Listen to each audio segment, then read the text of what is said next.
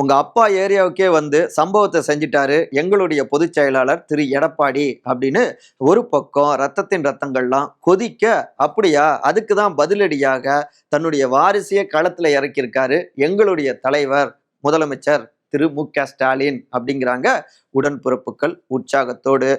Delta மாவட்டத்துக்கு எடப்பாடி அவர் பயணிச்சார் இல்லையா, அங்க நெல் கொள்முதல் விவகாரம் அதை கையில் எடுத்து கண்ணீர் தீபாவளியைத்தான் திமுக வேளாண் பெருங்குடி மக்களுக்கு, விவசாய பெருங்குடி மக்களுக்கு பரிசா கொடுத்திருக்குன்னு போட்டு தாக்கி அதிரடி காமிச்சார் இல்லையா.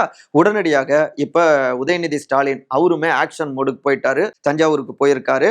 அங்க போயிட்டு எதிர்கட்சி தலைவர் பேசினது எல்லாமே சுத்த பொய்ங்க, விவசாய பெருங்குடி மக்களுக்கு சப்போர்ட்டா நாங்க இருந்துகிட்டு இருக்கோம் அப்படின்னு சில புள்ளி விவரங்களையும் அவரும் அடுக்கியிருக்காருங்க.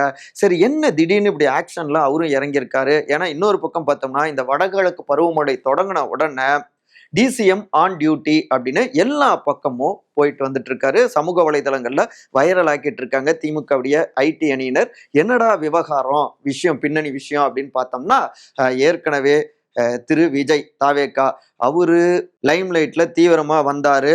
அந்த நேரத்துல இளம் பட்டாளங்கள் கிட்ட ஆதரவு குறைஞ்சிடக்கூடாது அப்படிங்கிறதுக்காக போட்டியாக களத்துல தீவிரம் காட்டினாரு திரு உதயநிதி ஸ்டாலின்.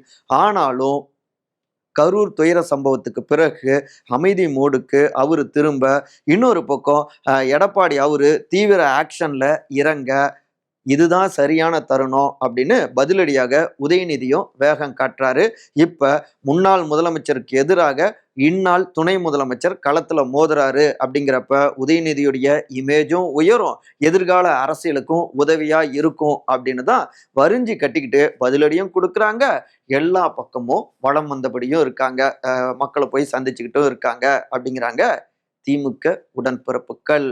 அதெல்லாம் சரிங்க, ஆனா இந்த வேகம் போன 4 வருஷத்துல பெருசா இல்லைங்களே என்கிற குரல்களும் கேட்கிறதுங்க.